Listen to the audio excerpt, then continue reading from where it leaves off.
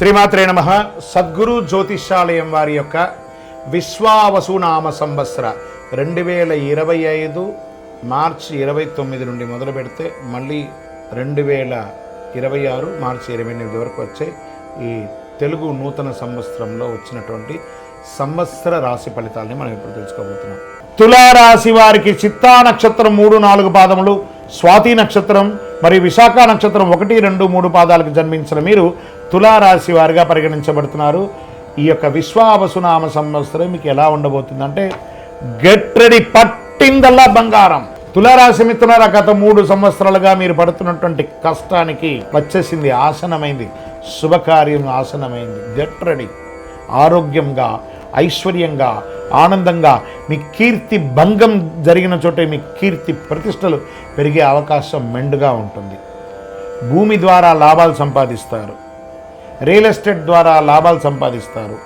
Banking సెక్టార్లో ఉన్న వాళ్ళకి ఇది చాలా బాగా కలిసి వస్తుంది. ఫినాన్షియల్ సెక్టార్లో ఉన్న వాళ్ళకి ఇది చాలా కలిసి వస్తుంది అని కూడా చెప్పచ్చు.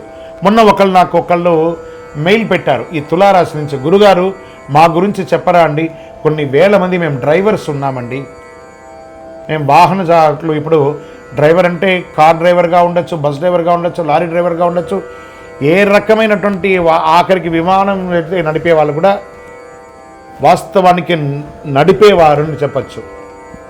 దాంట్లో ప్రయాణం చేసే వాళ్ళ యొక్క ప్రాణాన్ని, వారి యొక్క వస్తువుల్ని గమ్యానికి క్షేమంగా తీసుకెళ్లే మీరు చాలా అద్భుతంగా ఉంటారు. తులారాశి మిత్రులారా, మీకు ఇంకా మంచి అవకాశాలు కూడా చాలా రాబోతున్నాయి.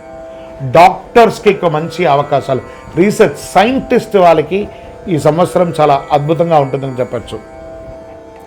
పంచమ శని కావున సంతానమునకు చిన్న ఇబ్బందులు, మనస్తాపం, స్వజన విరోధం జరుగుతుంది. సర్వం వ్యతిరేకం నుంచి ఉన్నా కూడా అన్ని బయటకు వస్తారు.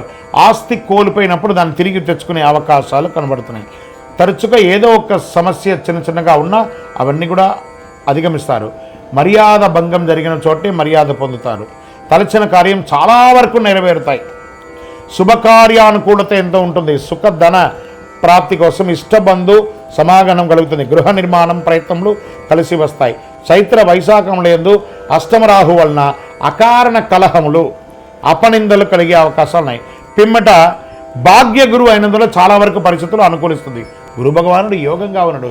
గురు చూసిన కోటి లాభం అంటారు కదా, మీకు ఆ యోగం వచ్చేస్తుంది. కోటి లాభం ఈ సంవత్సరం మీరు పొందుతారు. దక్షిణామూర్తికి ప్రార్థన చేస్తూ ఉండండి.